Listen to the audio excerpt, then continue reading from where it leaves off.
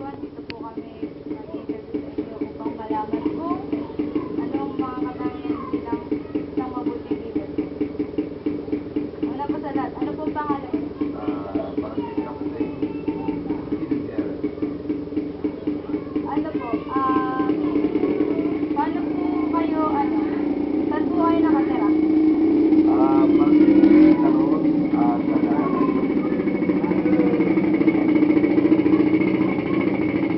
Saan po kailan po ang inyong kaarawan? February 6, Saan po kayo pinanganak? Ilang taon na po kayo? Ay, may mga tanong po ako sa inyo na paano ka naging isang mabuting leader? Naging mabuti akong leader. Una sa pamamalakad ko sa barangay ko. Sunod ko yung dapat gawin ng isang mabuti leader. Unang-una, yung mga proyekto ko dito sa barangay, ginawa ko lahat ang dapat kong gawin para sa ikaulad ng barangay. Tumulong ako sa mga mamamayan.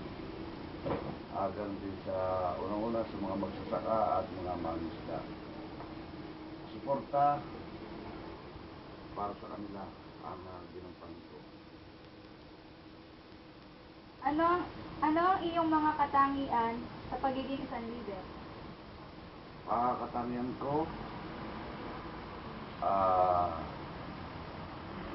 tuparin ang mga pinangako ko sa kanila. Dapat kong gawin.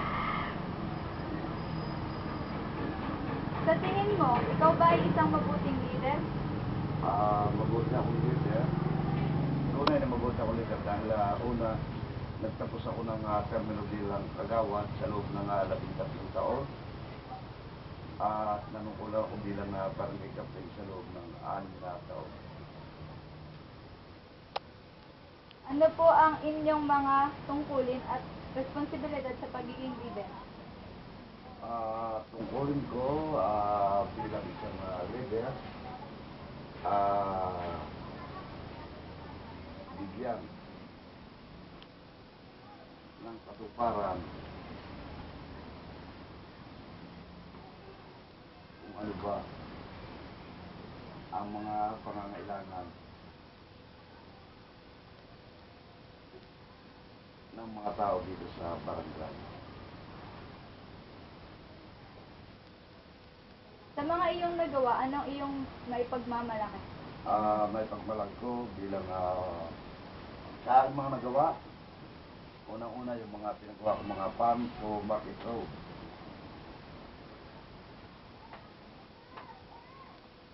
Street light.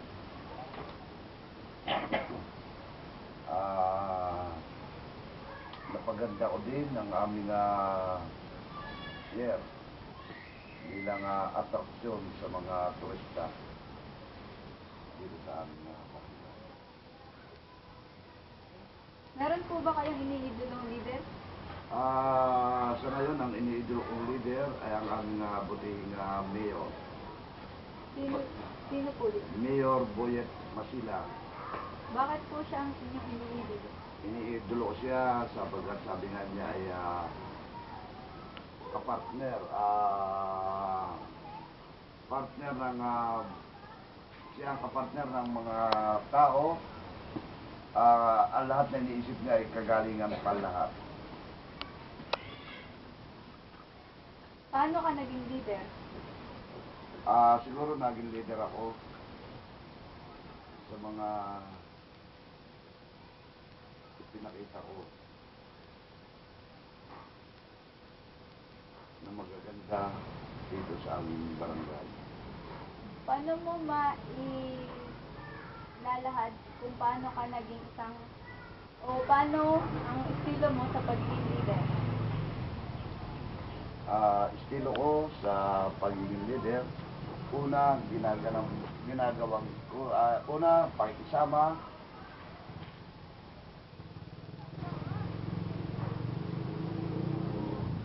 pakikisama, pakikiharap sa mga tao. Pinakausap ko sila na ano ba ang kailangan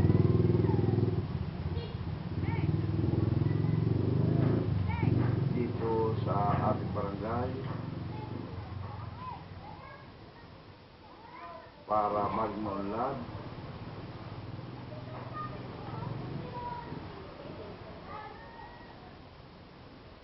para magmuunlad.